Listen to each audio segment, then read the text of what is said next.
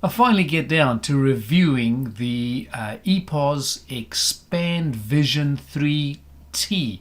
This is it over here. You're right, it's tiny. It is very cute and, dare I say, super slick.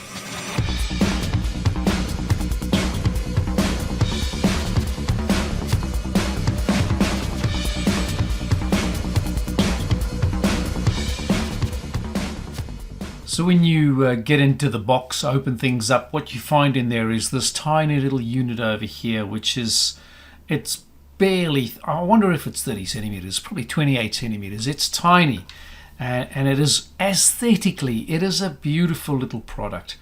I love it when organizations who develop these different products, vendors, spend a bit of time on the aesthetics, because let's face it, nobody wants to sit in a bunch of plastic chairs in the boardroom or the executive office. You need that little bit of class, that little bit of sophistication. And this is honestly one of the units that does just that.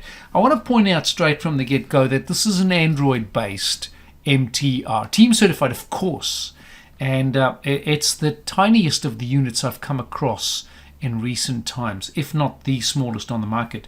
Now, looking at it from the front, you'll see that we've got this 4K Sony camera in the front over here. It's got some AI baked in as well, does tracking. Now, what makes this unit a little bit unique from other units that I've reviewed before is that whilst this is the compute with the built-in camera, the actual audio is picked up and delivered by this little companion device, which is the EPOS 30T, which you may be or may not be familiar with. Now, one of the things I'll point out with the 30T is that we have the SP30T has this, it has this USB-C connection.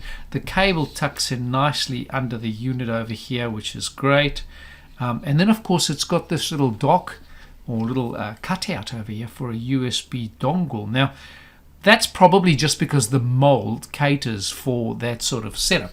But this unit, together with the Expand 3T combined, makes up the actual MTR solution. So, as a certified unit, certified by Microsoft, of course, this unit is bundled together with this audio device. So here's your audio pickup, your microphone, speakers, and there's your camera and compute. And then, of course, we have our remote control. Now, when we look at them together as a bundle, it actually makes a lot of sense in the smaller end of town. So when I say the smaller end of town, it's because these units have a being center of desk, sitting on a table. They do have a limited range. Now, whilst this little cable here is less than 1 meter long, in the box is a 5-meter extension cable, 5 meters, and that will be USB-C to a USB-C. So you can plug that straight into the back of the unit over here. You'll see there's my USB-C connection. Just walking you through these settings over here. We have our reset button. We've got the USB-C. We've got a USB A port over there. I often use that. In this case, I've been using it for things like connecting a keyboard and mouse to navigate things. I mean, of course, you can use the remote that comes along with the unit. A single HDMI port, and that is because, again, these units are designed for sort of the smaller room use case. Typically, that's going to be a single monitor anyway, and so that kind of makes sense. We've got our unique power socket over there. We've got Ethernet and a micro SD slot, which I need to look into to figure out what we're going to do with that one, and then a power button. Now, it also has this unique little ridge over here. I'll just turn that upside down. You'll see our usual little slotted, screwed slot in there. That's so that it can sit in a tripod or any of the sort of industry standard components that you could attach to that. At the same time, if I turn that sideways and you have a look at that, you'll see that this also makes a little lip which allows you to be able to put that together with that ridge on the back of the lens. I don't know if you can see that. There's the flap for below the camera, and then there's a little bit of a little rubber padding over there behind the lens. So that little component there, that actually sits and hugs snugly onto your computer screen or a monitor. I mean, I'm saying computer screen, but probably a monitor in a meeting room or an executive's office. This would be a really nice unit for an exec office because it's slick, it's sexy, and it really looks the part, right? Makes it really look stylish. So you could have that sitting over there. You can adjust this little flap in the back there to hug the screen really tightly, and that'll allow you to adjust the angle of that lens sitting on top of a monitor or below a monitor. Now in the box is a mounting bracket as well, which is, thank you very much EPOS, it's very useful, and it's designed in such a way that when the unit is mounted under a screen, it sits there nicely. Now when we look at these cables, all of them pop out straight out the back. The power has got an elbow connection as well, and you can slot that through so that it's all tucked away very neatly, which is what you would do, right? And of course we've got the usual sort of Kensington lock component there as well.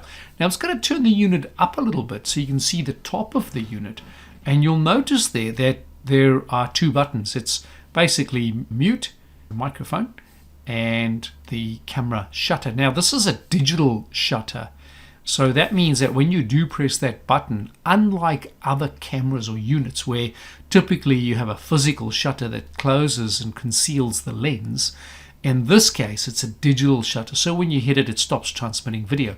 And how you get an indication of that is in this carved out slot over here are some LEDs as well on both ends, and they will change color depending on whether you're transmitting audio or not and whether you're transmitting video or not. That's it. Let's have a look quickly at the remote.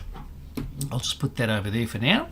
Now when we look at the remote, you'll see that on our remote we have a power button, we've got a Teams button, again a microphone mute button over there. So actually if you think about it, we've got three different ways we can toggle the microphone. We can toggle it from the top of the camera over there. We can toggle it from the remote, or actually on the actual SP30 we also have right over there a microphone button. So it's kind of covering all the bases. Now depending on where you mute or unmute doesn't really matter, but they all work together sort of as a team, right? We've got connect, disconnect over there. We've got a back button, plus and minus, that'll be volume up, volume down. We've got a little button over there for a mouse, so it does work like a cursor, and then your sort of circular navigation and OK buttons. This little unit runs off two AAAs over there, and that's quite good to know. Just slots closed. Once you've powered up the unit for the first time, you'll get the startup screen. Now do take note, it's actually giving you some instructions. The first is telling you that if you have a control unit or control pad, that it needs to be on the same Ethernet, and it'll do a little scan, and that's the serial number that you need to look out for. The little gem on the right hand side, setting up or set up using Expand Vision remote control, there's a little gem in there, there are the instructions to pair the remote control. Of course, it's just the usual sort of configuration as you'll usually find is language, time zone, are you using the EPOS manager, which I'm not, and such like things. It'll also ask you for an admin password as the last option. Just click finished and we should be good to go. And then the usual Teams sign-in process through the Microsoft device login portal, and we're good to go. What I'd like to do now is just get through the configuration menu. We'll go into more here in settings. I've got a bunch of things I can get to. I'm going to go to device settings first because that's kind of where the core configuration is. So we've got language, which is fine. There's your languages. We've got date and time. Let me stand on this side over here. We've got our date and time over there. Time zone, of course, and time format. On the display side, we have backlit time, the screensaver wait time, and then there's a screen zoom option as well. So if you're having trouble with your aspect ratios, right, and that sort of thing, I'm going to come over here to camera controls. Camera controls, these are the default camera controls. That's my room view from this camera over here, which is the EPOS camera unit. What I'm going to do is turn on the intelligent frame. The intelligent frame is, I guess, what you would call tracking. You'll notice it came on really quickly, and it'll try to find me over here. Accessibility, talkback, if I turn that on, the menu items, you'll... Talkback on. Bluetooth. Device settings. Display in list. 19 items. We've got our about button with all our different versions, which is cool. Our device name, which you can edit from here as well, which I won't do just yet. From admin settings down, these are all the ones that need the admin password. Physical keyboard, network. What I'll do is, I set it earlier to 5 zeros. We'll go in there real quickly. You'll see my network. There's the standard network bits and pieces. We've got also a Wi-Fi, which is turned on at the moment, and that's why it can find those different Wi-Fi network. Enable logging, turn off, turn on. It's turned on by default, and you can flush the user setting. Admin password, of course, if you want to change that, and then camera tuning.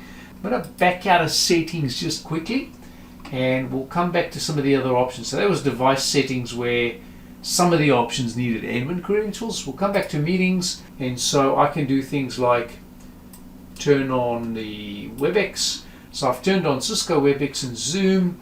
We've left the occupancy notification on, remote control from personal devices on, and all the other sort of standard beaconing and sort of stuff's in there. I'm going to go back at it. So I was able to make those changes over there quite easily. Calling, again, calls for you, default. This is just the ringtones, forwarded and delegate. I always find this interesting because the meeting room, right? So in a meeting room scenario, you probably won't have forwarded and delegated calls, but you know, it is what it is. Wallpapers, one of my favorite spots over here. We might just change, maybe we'll change it to this one over here. Pretty instant. Report an issue if you want to put in a bug report, that sort of stuff. This is about the Teams client itself, which is all good, so easy to find. And then of course sign out.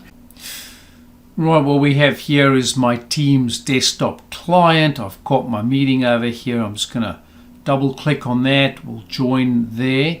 And then on my room system itself, I can turn the camera on here. You can see me. Hello, that's me. My room system in the back over there. I'm going to go join the meeting from there in a moment. We'll join.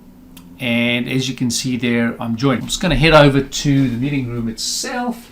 And I have a choice. I mean, I can use the remote, of course, to join the meeting. But in my case, I'm actually going to use a speakerphone. That makes a lot of sense to me because the speakerphone's got to be close enough for you to talk to it. So it's going to be within reach anyway. So the easiest way to do that is to press the Teams button. Now, over here is my Teams client, and over there is my Expand Vision 3T. So what I'm going to do is move around just ever so slightly and see how the tracking works. There we go. It is finding me, which is good. I might just come down here a little bit lower because I do have the camera at a lower position. There we go. It is tracking me as I move around, within reason, of course. Now, I'll just move to this side, see what happens. There you go. Just trying the video, pausing the video by hitting the button over there. We'll see what happens. You'll see the video's frozen on both ends of my client. I might just full screen that so you get a better view. And then when I unfreeze it, I suspect this is probably just a little glitch in the software that's probably going to get addressed shortly. But what I noticed is you'll see the video is still frozen. And so for me to get it back in again, I just have to stop it and restart it. And we're capturing the system audio, and from here, of course, I can volume up, volume down, that sort of thing. I've got the unit right in front of me. I'm just maximizing the volume of it. I don't know if you can see, if I actually hit the mute button, it turns red, but it also pops up on the display. And that should have it back again. Now, I've got the unit here. I'm going to move away from it just a little bit. So at this point in time, I'm standing about 2 meters from the unit here. Now, I want to point out again that this is a Pi phone. I call them Pi phone, and look at Pi. And that they're designed to be fairly close to the speaker, and hence why they've got buttons on them, right? So you can control things. I'm in Bluetooth over here. You'll see that under paired devices, there aren't any. I can do a quick refresh. There's nothing there. I'm going to take the SP30T and I'll just turn it back on again because it turns itself off, doesn't it? That's always the risk if you're using this in a meeting room, is it's going to turn itself off. So I'm going to hold down, there we go, and you'll see I held down the Bluetooth button, it goes into pairing mode. There it is, right over there. I'll pick it up and it says pairing. Dongle 1 connected. It's such good crisp audio. Now what I'm going to do is just put this cable away here. Now let me tell you why you shouldn't really use it in this way. The first reason is that right now, even though it's on, there's no indication that it's on. It's not intended to be on indefinitely. So what's going to happen is when you need it, the battery's probably going to be flat. The way to mitigate that is to plug that into USB. So the question is it potentially a unit you want to leave on charge or connected whilst Bluetooth paired? Well, these things are not certified in that manner for Microsoft Teams, and the simple reason is cable is best. Bluetooth will drop out, and you don't want your exec sitting with one of these beautiful units mucking around with Bluetooth trying to get it back up again. But let's see if we can get a call going and see what it sounds like. So I will answer that. I can put the remote down. I can go volume up. So the question is, will the remote take the volume up or down? Oh, interesting. So now the remote also controls the speakerphone. That's very, very cool. Not certified. Did I mention that that's not certified? What I would like to do is get some audio through here as well, so you can hear what the audio quality is like. I'll just go back into, there we go, it's busy doing the little discovery search. I'll come over here to my mobile phone. There it is. Join to it. Device 1 connected.